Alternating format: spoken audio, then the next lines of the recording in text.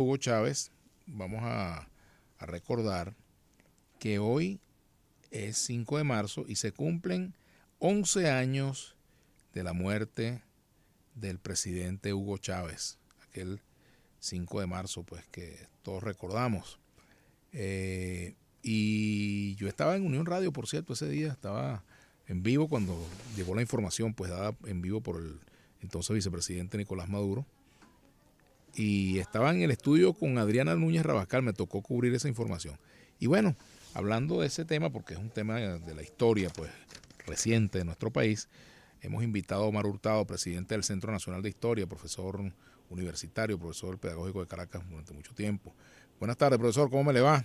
Muy buenas tardes, estimado amigo. Y Muy bien, gracias por el honor. gracias por aceptar la invitación, diría yo más bien. Bueno, caramba, vamos a hablar un poco sobre ese día, de la muerte de Hugo Chávez, la significación que tuvo para la sociedad venezolana el fallecimiento del presidente Chávez, desde su perspectiva de historiador y por supuesto de profesor. La muerte del presidente Hugo Chávez Frías fue un golpe muy duro para el pueblo venezolano, para el pueblo que por primera vez desde la Guerra Nacional de Independencia, dejando a un lado la fallida guerra federal, que como sabemos, una bala que asesinó al general del pueblo soberano terminó con las banderas inicialmente revolucionarias de esa guerra. Por eso decimos que desde la Guerra Nacional de Independencia y desde esos son casi 200 años que se estaban cumpliendo en esa época, el pueblo venezolano no había tenido un líder y mucho menos un presidente que mantuviese desde la primera magistratura las banderas con las que llegó a ese elevado cargo. Los casos de presidentes, de revolucionarios, por llamarlo de alguna manera, como se llamaron a lo largo del siglo XIX, que levantaron banderas de transformación y que posteriormente, al sentarse en la silla presidencial, las olvidaron e inclusive hicieron todo lo contrario, son numerosas. Las frustraciones vividas por el pueblo, por ejemplo, a la muerte de Gómez, por ejemplo, a la caída de Pérez Jiménez, son numerosas. De manera que el pueblo se sintió realmente reconfortado con la presidencia, con la gestión de Hugo Chávez. ¿Por qué? Bueno, porque resulta que Venezuela era un país inmensamente rico, es un país inmensamente rico, y con sus reservas de hidrocarburos, con sus reservas minerales, con sus feraces suelos, e inexplicablemente esa enorme riqueza natural no drenaba, no permeaba, no llegaba al pueblo venezolano.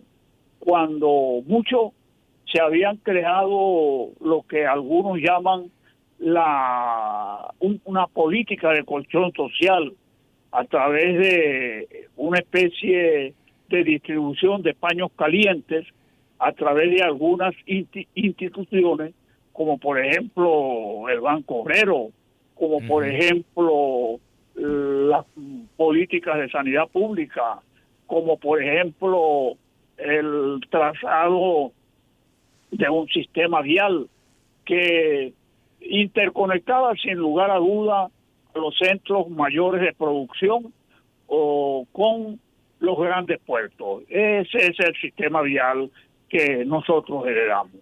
Y Chávez, desde el gobierno, nos enseñó a valorar nuestro espacio natural, inclusive el espacio marítimo a espaldas del cual vivíamos. Ya a nosotros se nos enseñó, nosotros los mayores, no me estoy refiriendo a la juventud como usted, se nos enseñó. No estoy que tan distante, Venezuela profesor, limitaba, no se crea que estoy tan distante. que Venezuela limitaba al norte con el Mar Caribe.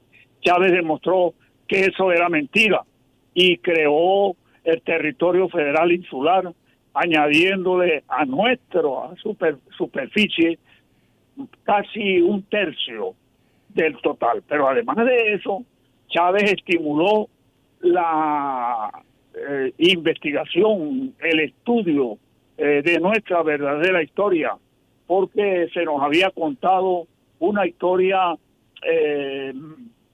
mitificada, con héroes cuya verdadera ejecutoria está muy lejos de ser equivalentes al pensamiento, a la trayectoria, a la actuación del Libertador.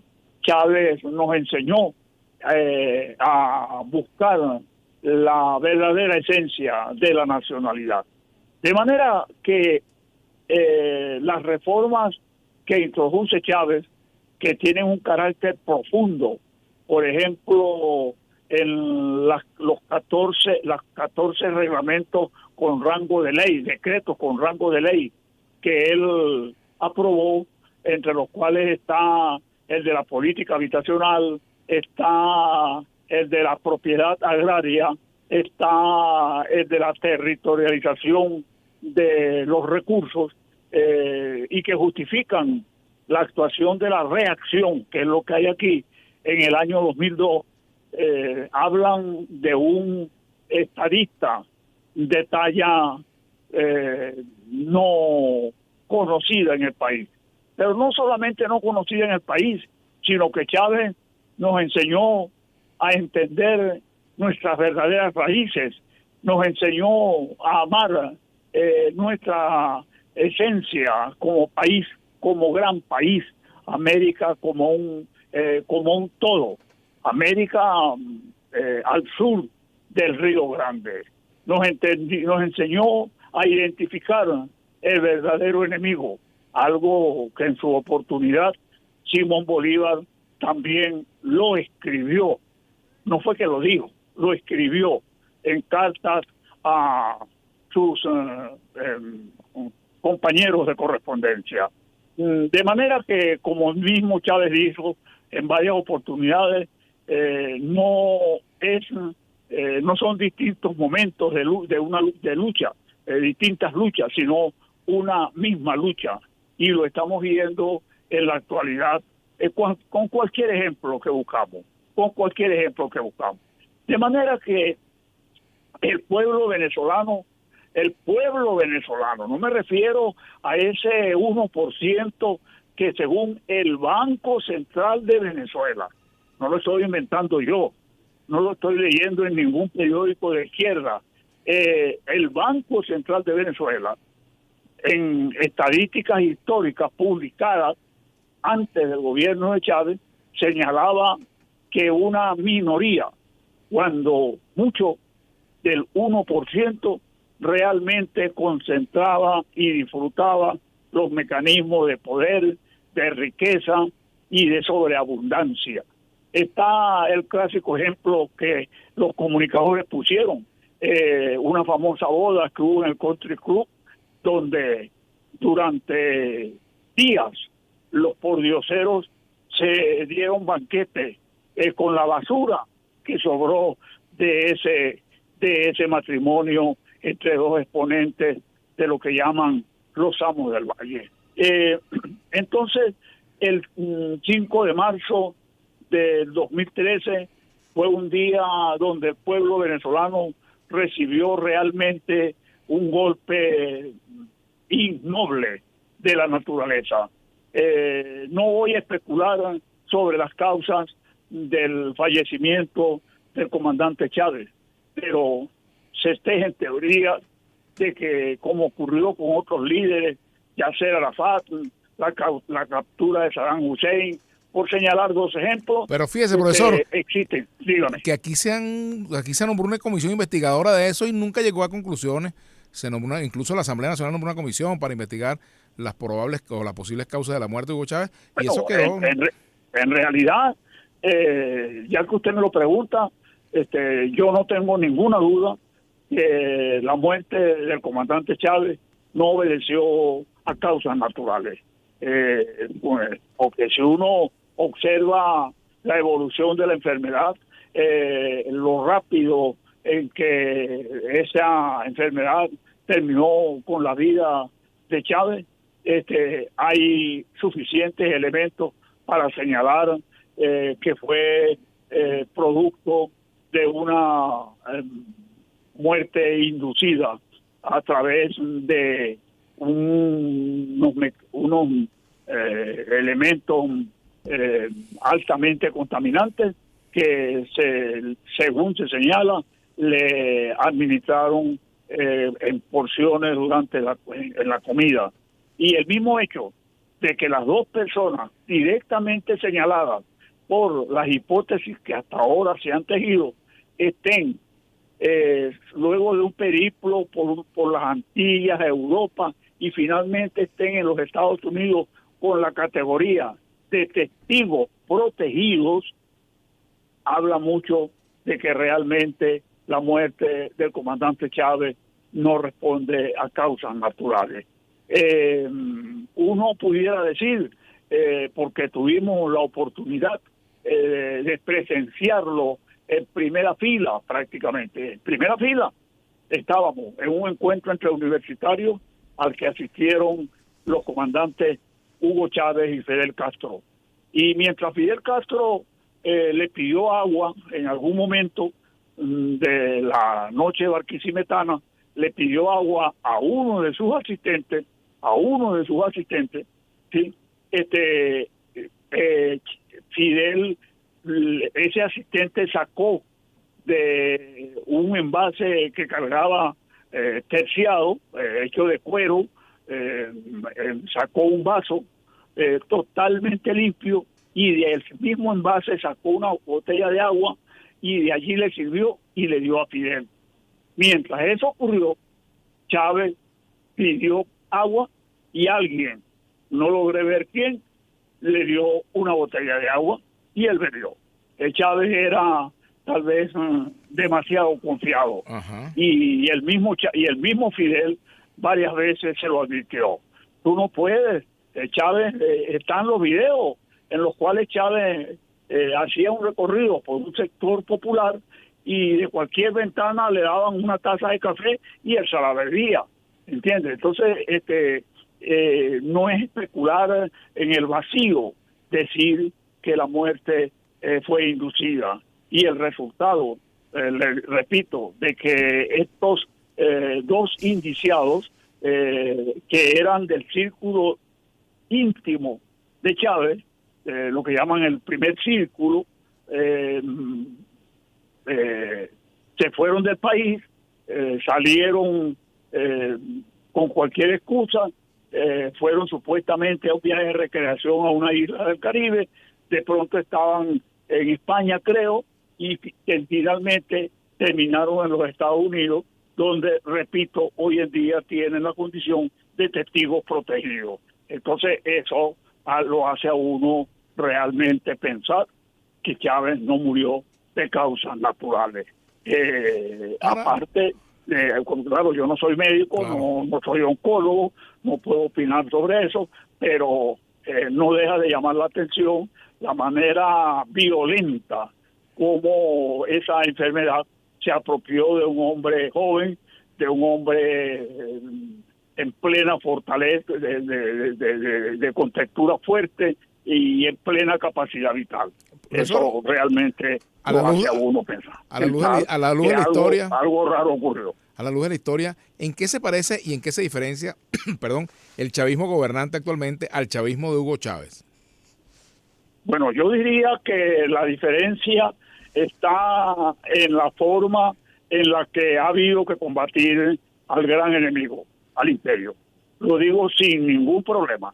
Chávez no se enfrentó a las casi 1000 sanciones no,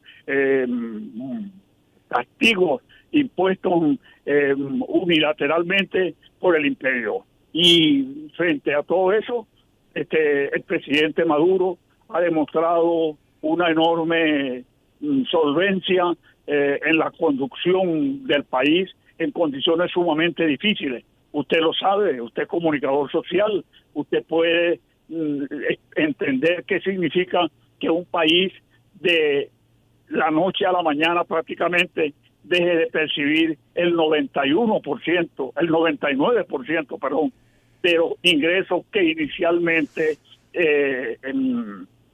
recibía. La época de Chávez no ocurrió eso. Ha habido una campaña, como decía Simón Rodríguez en el Libertador del Mediodía americano y sus compañeros de causa defendidos por un amigo de la causa social, publicado en 1830, ha habido una campaña miserable de personas nacidas en este país, tal vez por accidente, no lo puedo decir, pero evidentemente no aman a este país. Porque ese cuento de que las sanciones son contra Chávez, contra los miembros del Consejo de Ministros, contra los gobernadores, contra determinados funcionarios, eso no se lo cree nadie. Las campañas de imponer sanciones, y se jactan de eso, usted lo sabe, usted los ha entrevistado y ellos lo han dicho. Cuando yo empecé a hablar sanciones, dice, de que había que sancionar a Venezuela, dice uno de ellos, me veían con extrañeza. Cuando dije que había que bloquear la comercialización del petróleo, me consideraron que prácticamente era un loco. Ahí están los resultados. Y están ahora propiciando una campaña de satanización de esos venezolanos que salieron al exterior motivados por esa campaña inmisericordia que se desarrolló contra el país, de estas sanciones impuestas por el imperio y por un mundo que se niega a pensar por sí mismo. Ahí está el triste caso de Ucrania, ahí está el triste caso de la Franja de Gaza, ahí está el triste caso de lo que está ocurriendo en el Congo. Para las Naciones Unidas, para Europa, para el resto del mundo, no ocurre nada, no solamente ocurre aquí en Venezuela. Y hoy en Perú no ha ocurrido nada, en Argentina no ha ocurrido nada, en Chile no ha ocurrido nada con el casi centenar de jóvenes que perdieron la vista producto de disparos de perdigones de los carabineros. No, eso jamás lo oyeron. Es aquí donde hay una dictadura, es aquí donde hay un gobierno del cual hay que salir por las vías que sean. Todas las han intentado y en todas han fracasado. Ni siquiera los opositores de una posición moderada, que usted los conoce, que usted los ha entrevistado, que dicen que no vayan a intentar de nuevo las llamadas salidas que condujeron simple y sencillamente a un mayor sufrimiento del pueblo venezolano. Eso no puede repetirse. En concreto, yo creo que la diferencia fundamental está en que Chávez pudo gobernar, pudo decretar el carácter socialista de la revolución y pudo avanzar en un amplio campo de transformación política y social, sin tener que enfrentar el duro mundo que le ha tocado enfrentar al presidente Nicolás Maduro, y que a pesar de todas las campañas en contra, a pesar de todo lo que han dicho y han intentado hacer contra él, ahí está Nicolás Maduro convocando, preparándose para participar de una nueva elección, ¿verdad?